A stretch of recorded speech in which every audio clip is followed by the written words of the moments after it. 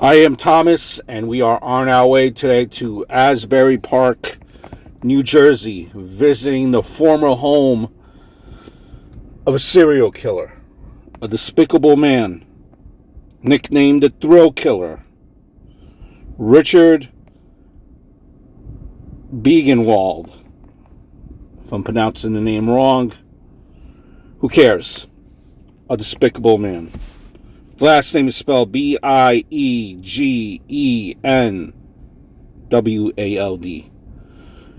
Biegenwald. He was considered a serial killer. There you see some of his early pictures being in trouble with the law. You could see he's clearly in adulthood, but it started way younger than that. All in all, Richard, he's also an arsonist, was an arsonist.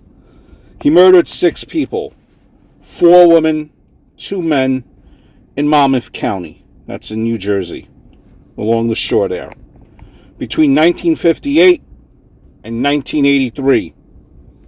And he is suspected in at least 2 other murders, which they were not able to get from him. Confession.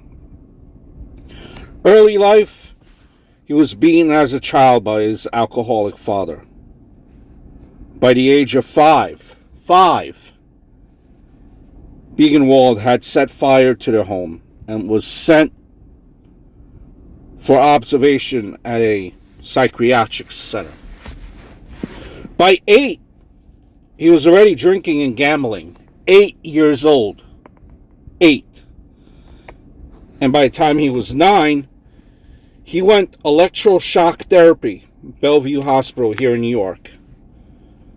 After that therapy, he was placed in the State Training School for Boys in Warwick, New York. This is just before he passed away. How he looked. He passed away in 2008 at the age of 67. During his years at the training school for boys, he was accused of theft and inciting other inmates to escape. And when his mom always loves their son, right? No matter how bad they are. When she would visit, when he would come to visit his mom from the boarding school, the training school, back in Staten Island, he would constantly steal money from her. Just a all-around problem from the very beginning. Not making excuses, but dare I say, an alcoholic father doesn't help much. At 11, he set himself on fire in his mother's home. When he was 16, he graduated from the 8th grade at 16 and was released from the training school to attend high school, a 16-year-old freshman in high school. And, well, he dropped out of high school only about a few weeks. So after he dropped out of school, he went to Nashville, Tennessee. Stayed there for 2 years. He thought that this might be a new beginning, perhaps, for Richard. Well, no. He stole a car and was arrested in Kentucky by federal agents for transporting a stolen car across the state lines. And now, and by 1958, he was back in Staten Island. Now, after returning to Staten Island, he stole another car and went to Bayonne, New Jersey. On December 18th of 1958, Richard robbed a grocery store with an accomplice. They shot and killed Stephen Sadlowski, who was also an attorney and prosecutor. Stephen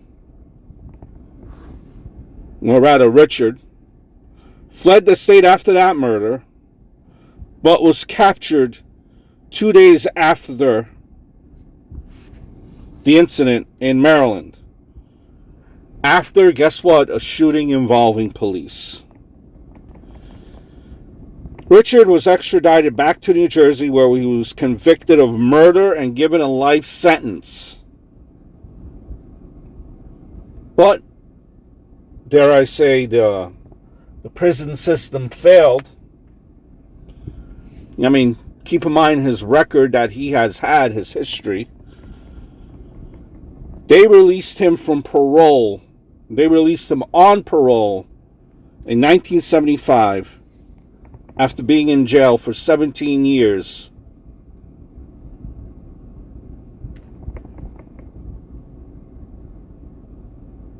So he had a shooting involving police. He killed an individual in Steven Sadlowski. He's been in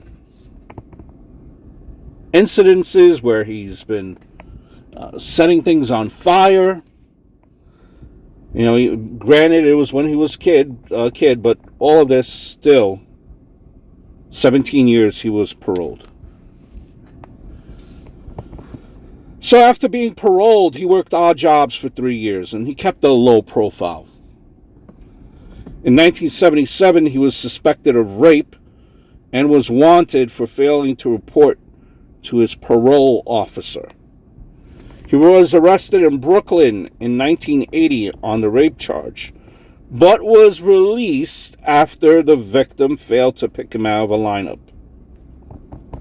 He got married, and he and his wife moved to Asbury Park, New Jersey, which is where we are going. He befriended an individual by the name of Darren Fitzgerald, who would play a role in several of his future murders. Richard struck again. He shot and killed an 18-year-old in Ocean Township, New Jersey. Her body was found in January of 1983 by children playing in a wooden lot behind a Burger King, which was on Route 35 and Sunset Avenue. Fully clothed, no signs of sexual assault, and with 4 bullets in her head.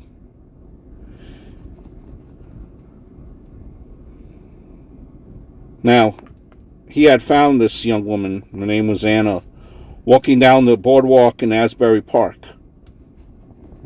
and lured her into his car. Now, a friend of Richard's wife went to the police after Richard showed her another woman's body that he had hidden inside his Asbury Park home garage. A monster. This is the home that we're visiting. He was also, suspected but never charged in 2 other killings. One involved the shooting death of John Patrone, an ex-convict and sometimes police informer. There you see the article of a body that was found that was a victim of Richard. Another case involved a 17-year-old Virginia Clayton who was abducted and killed on September 8th of 1982. Her body was found 3 days later, 4 miles from the site where John Patrone was buried. In 1983, Richard's reign of terror came to an end. The police surrounded his home, and they had lured him out of his house using a ruse, and when he stepped out on his back porch, he was grabbed by officers. Now, Darren Fitzgerald saw the commotion and hid himself in a secret room with several weapons. Detectives located the room, and after threatening to shoot through the wall, he surrendered. We are approaching the home now, and a search of the home revealed a large cache of weapons, illegal drugs, pipe bombs, handguns, rifles, shotguns, machine gun, everything. Now, after being questioned, Fitzgerald, he told the police of a third body, that of a young woman that Richard had shown him hidden in his garage. This victim was driven to the rear of a Burger King and dumped in the wooded area behind her. Behind the Burger King. Now, Fitzgerald also told police that he helped Richard transport another body to his mother's house in Staten Island and bury it in the basement. He went on to say that while he was digging in the basement, he exhumed the body that Richard had buried there sometime before. Fitzgerald led police to 3 other bodies in addition to the 2 buried in Staten Island. My God.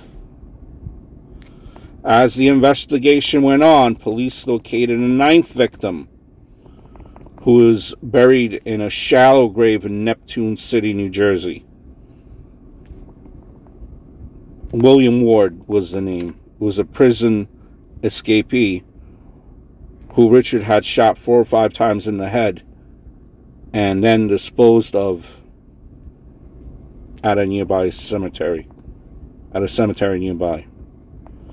Now, police, even based on all of that, they only had enough evidence to charge Richard with 5 counts of first-degree murder.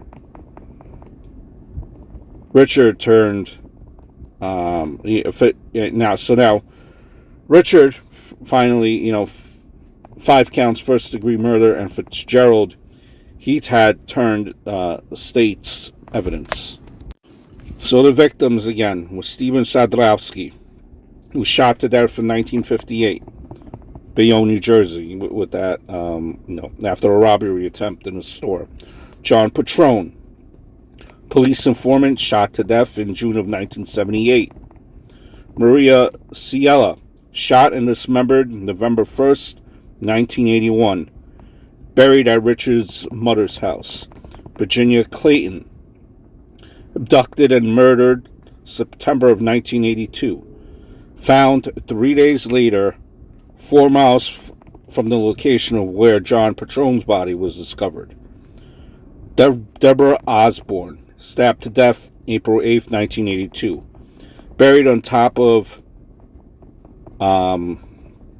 Maria Ciela's body at Richard's mother's house.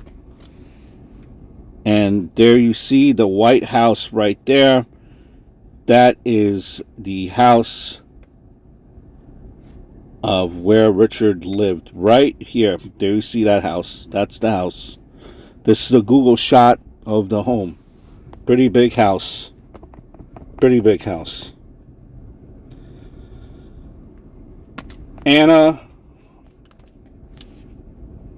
was shot 4 times in the head, August of 1982, lured away from an Asbury Park boardwalk. She was found behind a Burger King. William Ward, a drug dealer, prison escapee, shot 3 or 4 times in the head and killed by Richard at his home. Bestie Bacon disappeared November 20th of 1982. Only fitting as I'm making this video that Richard's mug, for whatever reason, seemed to have been blurred. What a complete monster this individual was. I don't know. They say never to pass judgment, but I think we know where Richard is hanging out nowadays. He passed away in 2008. He was 67 years old. He had respiratory failure and kidney failure.